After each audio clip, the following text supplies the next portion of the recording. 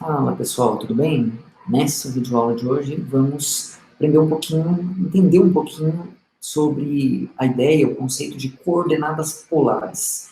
A gente já está bem acostumado, né? Aqui no meu desenho aqui, eu coloquei um plano cartesiano, desenhei um ponto P, e para representar pontos no plano cartesiano, a gente está bem habituado a usar o que nós chamamos de coordenadas cartesianas. O que significa isso? Significa associar, né? Ou representar algebricamente esse ponto P por meio desse par de números reais, x e y, as chamadas coordenadas, né, desse ponto P. X é chamado de abscissa e y é chamado de ordenada. Pois bem, essa não é a única forma de representar pontos no plano por meio de coordenadas. Essa, como eu falei, são as chamadas coordenadas cartesianas, mas existe uma segunda maneira de representar pontos por meio das chamadas coordenadas polares. E, bom, como é que funcionam as coordenadas polares? Primeiro, nós notamos que o ponto P, aqui nesse nosso desenho, ele determina, né, como nós já destacamos lá atrás, ele determina um vetor, né, um vetor que é dado pelo segmento orientado OP aqui, né, o vetor que tem origem na origem do sistema cartesiano, no 0, 0, e extremidade no ponto P. As coordenadas desse vetor OP são exatamente as mesmas coordenadas do ponto P, né, que são x e y, as coordenadas cartesianas. Mas nós temos outros dois parâmetros associados a esse vetor que nós podemos considerar. E eu representei esses dois parâmetros aqui nessa figura. O primeiro deles é o ângulo que esse vetor forma com o eixo x no sentido positivo. Então, eu meço, né, esse ângulo partindo aqui do eixo x até chegar no vetor OP. Então, esse ângulo eu dei o nome aqui de θ, né? Tradicionalmente usamos essa letra grega, chamada θ, para representar ângulos. Então, estou chamando esse ângulo aqui de θ. E um outro parâmetro também que nós observamos quando olhamos para esse vetor OP é o parâmetro que fornece o tamanho desse vetor, chamado muito de módulo do vetor, ou intensidade do vetor, ou ainda norma do vetor, tudo mesma coisa, tamanho, módulo, intensidade, norma, estamos sempre falando da mesma coisa, que é exatamente quanto mede essa flechinha. Quanto mede essa flechinha. Aqui, por exemplo, se quiséssemos saber, se eu conheço x e y, e eu quero saber quanto mede esse vetor, eu posso usar o teorema de Pitágoras, né? Notem que esse OP e esse ponto x0 aqui formam um triângulo retângulo, e, portanto, cujos catetos são x e y, cuja hipotenusa é r, e, portanto, esse r, esse tamanho do vetor, a norma do vetor, é dada pela raiz quadrada de x ao quadrado mais y ao quadrado, né, teorema de Pitágoras.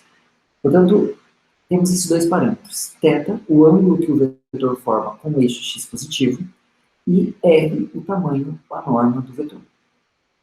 Quando nós juntamos esses dois parâmetros, o r, o tamanho do vetor, que é por vezes chamado de raio também, e o ângulo θ, nós dizemos que o par r-θ são as chamadas coordenadas polares do ponto P.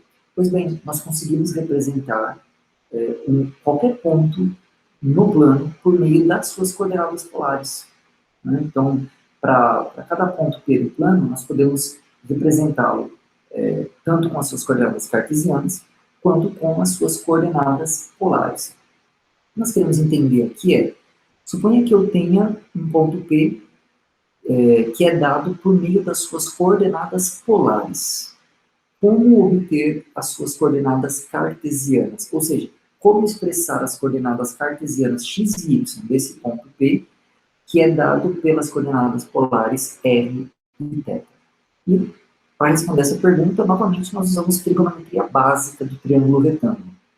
Então, quando eu olho para esse triângulo retângulo aqui, né, eu percebo que nesse triângulo retângulo, o y, né, a ordenada do ponto P, ela é exatamente o cateto oposto ao ângulo θ desse triângulo retângulo, X é o cateto adjacente ao ângulo θ, e R é a hipotenusa do triângulo retângulo.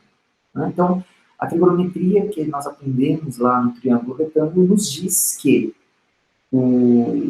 por exemplo, o cosseno do ângulo θ, esse ângulo aí interno a esse triângulo retângulo, ele é dado pelo cateto adjacente, no caso x, dividido pela hipotenusa, que é R, nesse caso. É isso que diz a trigonometria no triângulo retângulo. Assim como o seno do ângulo θ, ele é dado pelo cateto oposto ao ângulo θ, que é y, dividido pela hipotenusa, que é R.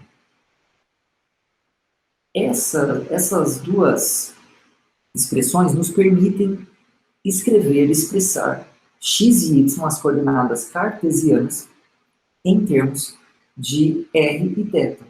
De maneira muito simples, né? Agora, se eu isolo o x aqui em cima, eu vou concluir que x é R cosseno de θ. Isolando o y aqui embaixo, eu vou concluir que y é R seno de θ. R seno de θ. Então, se eu tenho um ponto dado em suas coordenadas polares, ou seja, se eu conheço R, conheço θ, eu calculo R cosseno θ e obtenho a abscissa desse ponto nas suas coordenadas cartesianas.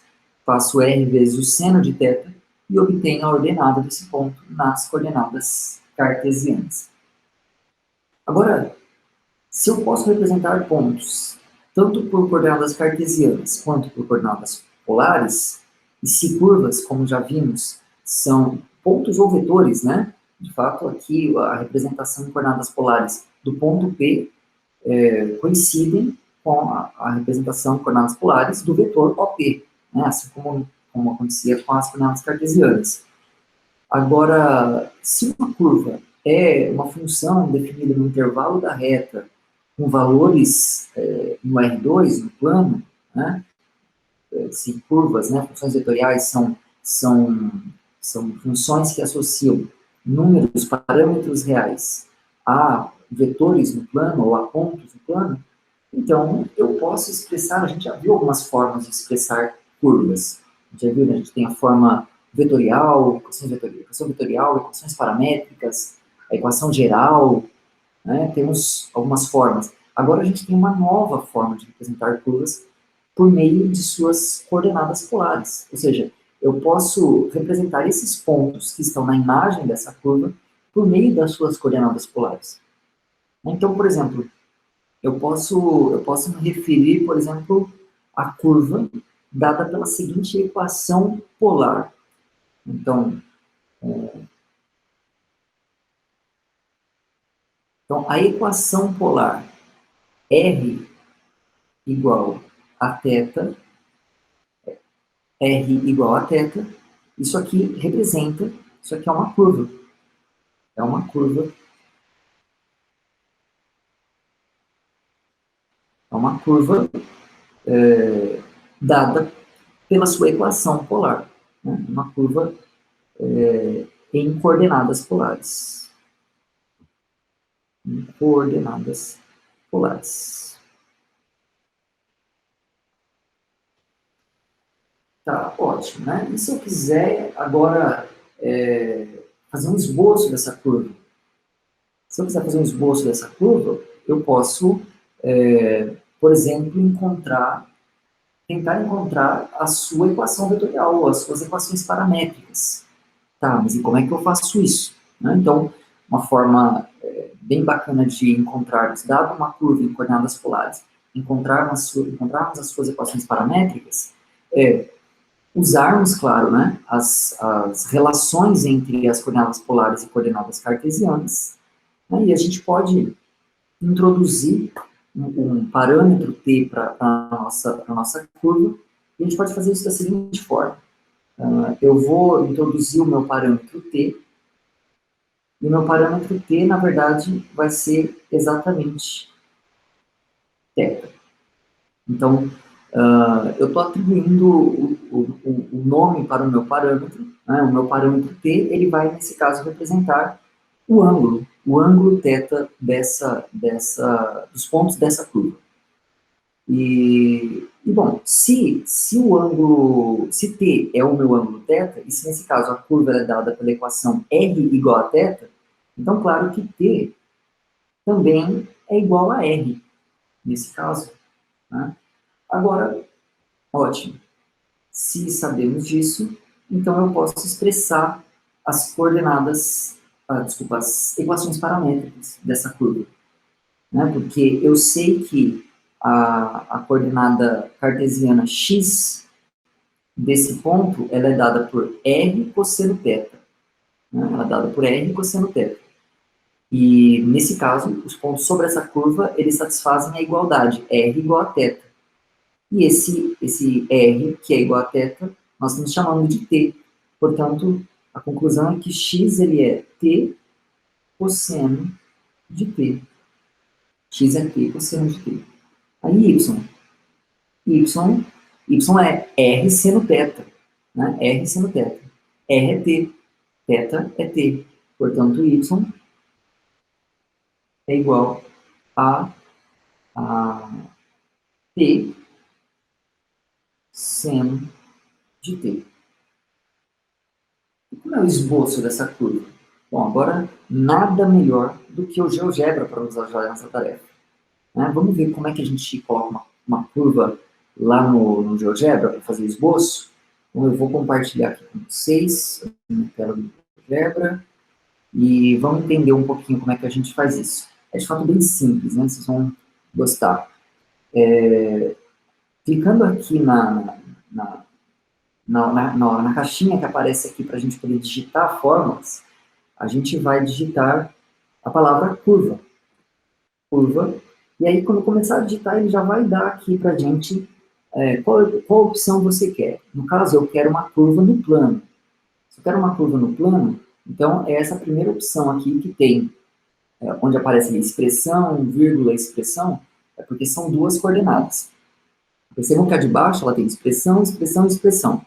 São três coordenadas, ou seja, se eu usar a expressão de baixo, eu vou fazer uma curva no espaço. A gente quer aqui no plano. Então, eu vou clicar aqui, e agora a gente preenche. Então, aqui na primeira expressão, eu vou colocar a abscissa da minha curva. Vou colocar a primeira coordenada, que nós acabamos de calcular e descobrimos ser t cosseno de t. Então, vamos colocar aqui t vezes, vou usar o asterisco aqui, né? T vezes o cosseno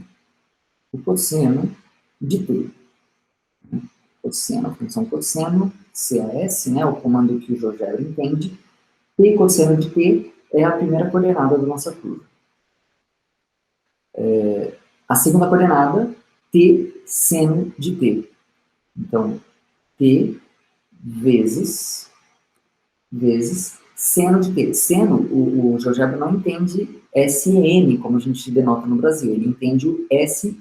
Então, é o que eu vou usar aqui. SIN, seno de t. E aí eu tenho que dizer, ele pergunta para mim, quem é a sua variável? Quem é o seu parâmetro? Então eu vou dizer, olha, o parâmetro que eu escolhi, GeoGebra, foi o t. E ele vai perguntar, qual é o valor inicial do seu parâmetro? Qual é o valor final do seu parâmetro? Bom, aqui uma coisa interessante, né? No caso aqui, o nosso t, ele é igual a θ, né? A gente, aliás, sempre que quisermos fazer essa conversão, né, das equações polares de uma curva para as equações, para uma parametrização, para as equações paramétricas, é sempre legal fazer isso. Chama θ do ângulo. Chama t do ângulo, né? Então, t igual a θ. E qual é o intervalo no qual o ângulo varia? A gente não precisa que esse ângulo varie, por exemplo, na reta inteira. Se ele variar de 0 até 2π, ele já percorre todas as possibilidades de ângulos. Então, aqui, o nosso t, que é igual a θ, a gente pode colocar o valor inicial dele como sendo 0, o valor final dele como sendo 2π, então 2 vezes π, π é só digitar mesmo, pi, e pronto. Tem um Enter, e está ali o esboço da nossa curva. Né? A curva cuja equação polar é R igual a θ, é dada por esse desenho que a gente está vendo aí. Vou colocar eixos aqui, para a gente visualizar melhor. Então, essa é a curva, é uma espiral. Né? R igual a θ é uma espiral. E se a gente pensar bem, a gente consegue ver que é razoável isso, né? Porque se o raio é o ângulo, então, à medida que o ângulo vai aumentando, o raio aumenta junto, é igual. Então, a gente vai fazendo um movimento circular à medida que o ângulo vai variando, só que o raio, né, o tamanho desses vetores, ele vai aumentando junto. Portanto, a curva que a gente encontra é exatamente essa que a gente está visualizando aí. Bom, espero que tenha ajudado, espero que tenha ficado clara essa ideia, né? Coordenadas polares é uma maneira muito interessante de olharmos para as curvas também. Vamos nos deparar com esse conceito aí. E qualquer dúvida, você já sabe, nos procure. Temos chat, temos nosso encontro síncronos, fórum de dúvidas do AVA também, vocês também podem utilizar. E vamos juntos para seguirmos firmes e fortes aí, trabalhando pelo nosso aprendizado desses conceitos. Um abraço e até o próximo vídeo.